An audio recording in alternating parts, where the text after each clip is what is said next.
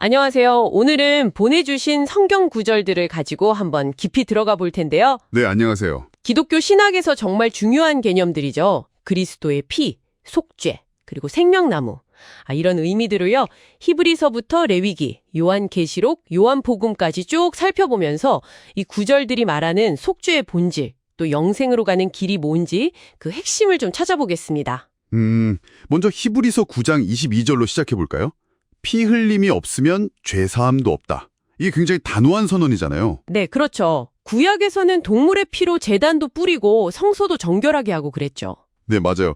땅의 성소란 기구들을 그렇게 정결케 했는데 네. 근데 히브리서 기자는 그게 어디까지나 모형이고 그림자였다. 이렇게 딱 선을 긋는 거죠.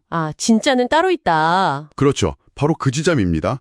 히브리서는 그리스도께서 딱 한 번 자기 피로 염소나 송아지 피가 아니고요. 자기 피로 하늘의 성소에 들어가서 영원한 속죄를 이루셨다 이렇게 말하거든요. 영원한 속죄요? 네, 이건 반복되는 제사가 아니라 하늘에 있는 그 진짜 성소, 거기에 드려진 완전한 제사라는 거예요.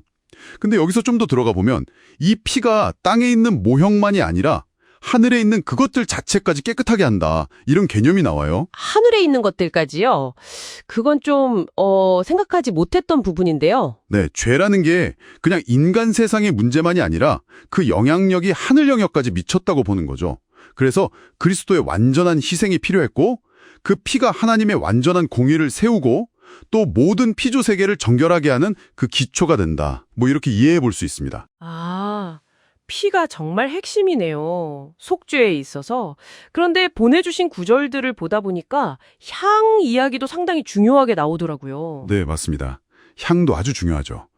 레위기 16장을 보면 대제사장이 지성소 들어갈 때 향 연기로 속죄소를 가려야 살 수 있다 이런 말씀이 있고 네, 죽음을 면하기 위해서죠. 또 요한계시록 8장에도 보면 제단 앞 금 향로에 향이 가득 담기는 장면이 나오고요. 이 향은 뭘까요? 어떤 의미가 있을까요? 향은 여러 가지 중요한 의미를 담고 있는데요. 첫 번째는 에베소서에 나오는 것처럼 그리스도의 희생 제물 그 자체를 상징해요.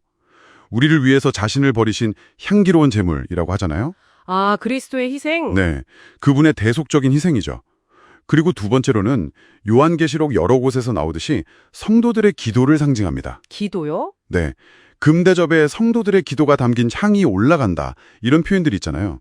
특히 제단 아래에서 순교한 영혼들이 하나님 언제까지 우리의 피를 신원하여 주지 않으시렵니까? 하고 외치는 기도. 그 신원해달라는 기도? 네, 그 기도와도 이게 연결이 돼요.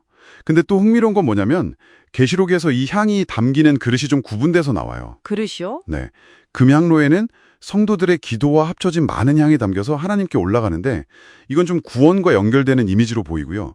반면에 금대접에는 하나님의 진노가 가득 담겨서 땅에 쏟아지거든요. 이건 심판의 도구로 쓰이는 거죠. 와, 같은 제단에서 나온 형과 불인데 하나는 기도를 담아 구원으로, 다른 하나는 진노를 담아 심판으로 이어진다. 정말 깊은데요? 그렇죠.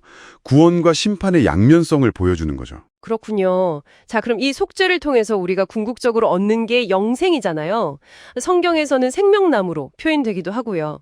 이건 또 어떻게 연결될까요? 요한복음을 보면 예수님 스스로가 길이요 생명이라고 하시고 또 아버지의 명령이 영생이다 이렇게 말씀하셨잖아요. 네. 특히 요한복음 6장에서는 예수님의 살과 피를 먹고 마시는 자는 영생을 가졌다 이렇게까지 말씀하시고요. 네. 그 살과 피를 먹고 마신다는 표현. 이게 물론 문자 그대로 뜯어먹으라는 건 아니잖아요. 네, 그렇죠. 성찬식과 관련이 있겠죠. 맞습니다. 고린도전서에서도 주님의 살과 피를 기념하라고 했고요. 이걸 좀 더 넓게 보면 예수님의 살은 요한복음 1장에서 말씀이 육신이 되었다고 한 것처럼 그분의 말씀, 또 그 말씀대로 사신 순종의 삶 전체를 받아들이는 것, 이렇게 볼 수 있을 것 같아요. 말씀을 받아들이는 것. 네.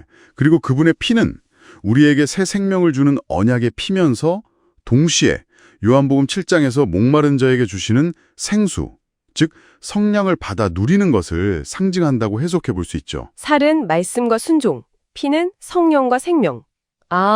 네, 우리가 성찬 예식을 통해 기억하고 고백하는 게 바로 이런 내용인 거죠.